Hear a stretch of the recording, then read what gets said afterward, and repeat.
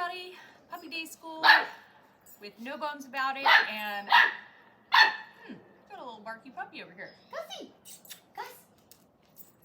So just wanted to talk about a couple different things, specifically COVID related,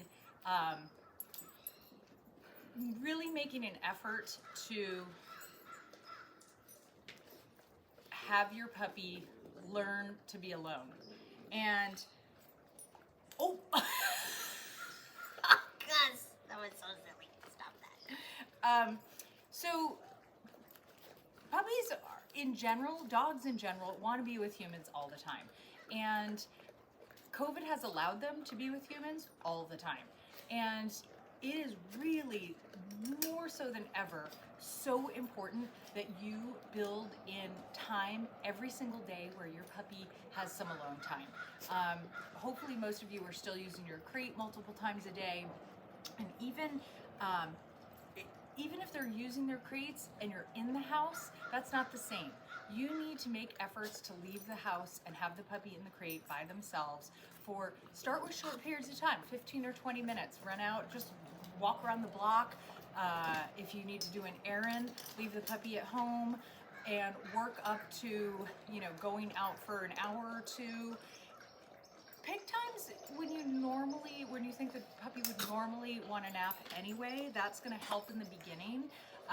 But I really want you to focus on this because you are going to regret having a puppy that either in a severe case would have separation anxiety, but in a minor case would just be really uncomfortable being alone. And that's not good for the puppy. That's not going to be great for a dog. You want them to be happy and confident being by themselves. So please, please, please make an effort over the next week to start building in time every day if you can where that puppy is alone in the house. Oh, excuse me. Hello. Hello, you. What's going on now? What's going on now? Okay.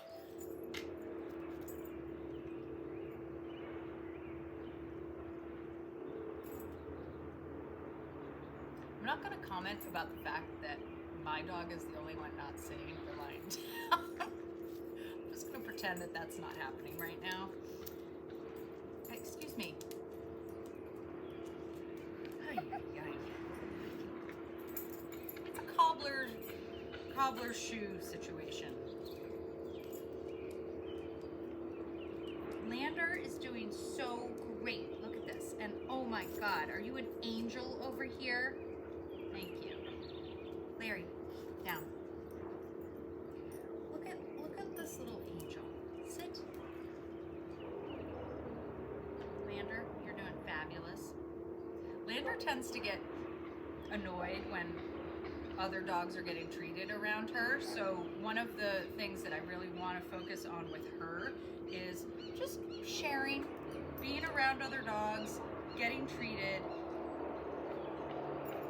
We said this morning she has a little bit of a diva attitude, but she really needs to learn, like when other dogs are around and they're getting treated or you're getting treated, you don't get possessive of your space.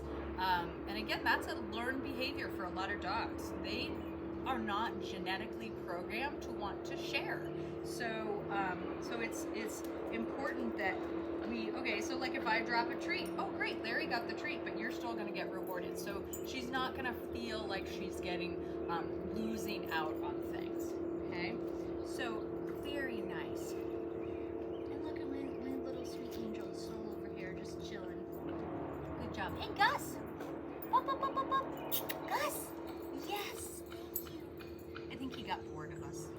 He got bored. He went on a walk with him. All right, so that is it. Good job, Lander. Ooh, okay. Actually, here's another quick learning moment.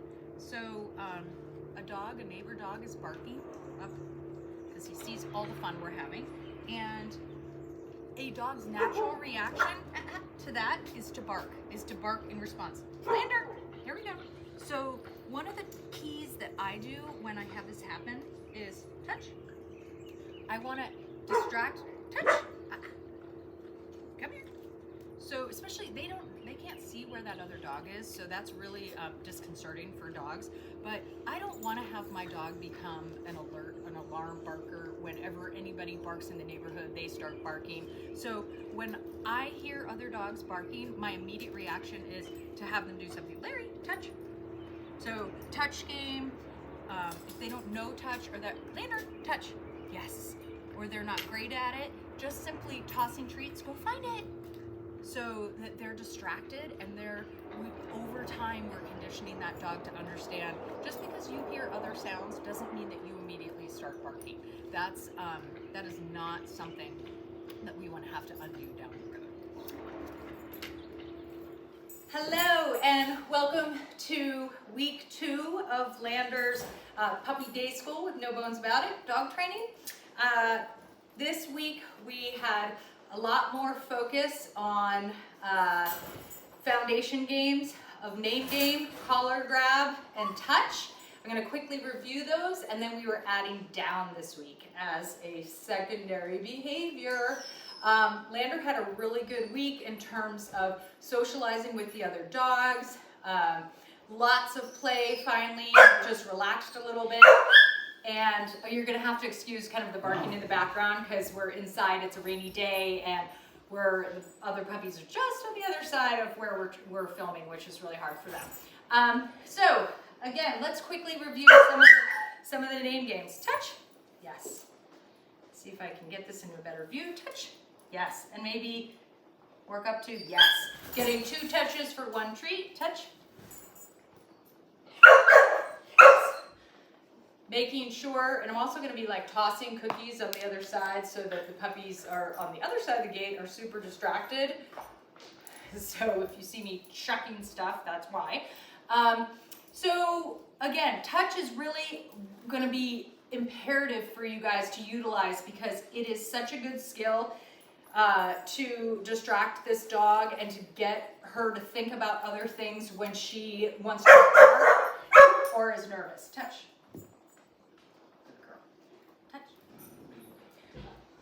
I would be utilizing the touch game anytime, well first let me back up and say I would perfect it. I would get it to the point where touch, I could get multiple touches. The dog has to do that, jump up a little bit high to get it. That was awesome. Touch, touch, touch, yes, good. So that I can utilize that anytime I think there's something that's gonna wig the dog out. See another dog, see a new person, go to a new place.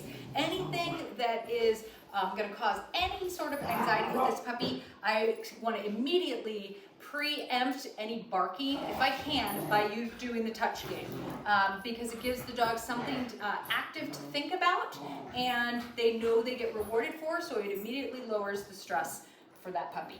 And they start to think, oh, anytime there's anything that's a little bit uncomfortable for me, I get to play this fun game, and it starts to really counterbalance those feelings that the puppy has. So really work on introducing that in different environments. I suggest that you guys go places with the puppy. Just have Lander, have her on the ground right next to you and practice this, and bring your really high value treats, anything that's super, super good that she loves. So the other thing we've been working on this week is down. And down means get your body on the ground. So the mantra that we want to use is say it, show it, pay it. So what I do is I say what I want, down. And if I don't get the immediate response, I'm going to show the dog what I want by pointing, yes. Now, again, if the puppy pops up, we try that again, yes.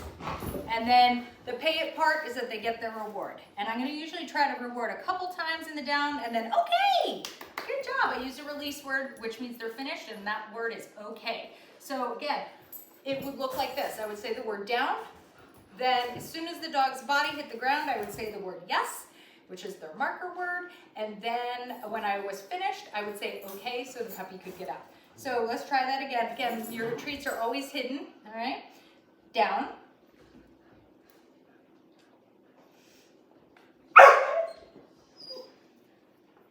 Yes. Go, right there. It's right there.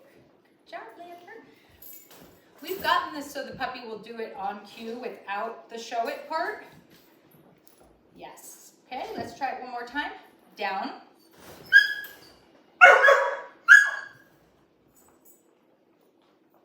Land her down. Over here. Let's try it over here on the sofa carpet. Yes. There you go. Very nice. Okay, good job. Touch. So my husband just walked in. Lander starts barking. I'm going to do the touch game. Look at this. It's great. Because normally she would continue to bark at him, and he's in the background, so you can't really see him. But as soon as I started playing the touch game, awesome. You can see how focused she is. She's not even thinking about him. Touch. I'm going to stop doing it and see what happens. Pat, will you just move towards me 1 second? Okay, so you can see once she, touch, touch. There we go. So I want to be preemptive though. When I think there's going to be an issue, I want to start doing it before she starts reacting. And that's the key. I don't want to have to backtrack. I'm not always going to be successful in doing that, but that's my goal, is to have her engage with me before she starts getting uncomfortable about stuff. So that's really, again, homework for this weekend. You can work on down, but continue with your foundation games, because I think for her, that's going to be the trickiest thing for us to overcome in the next couple weeks. All right, have a great weekend, you guys. Bye.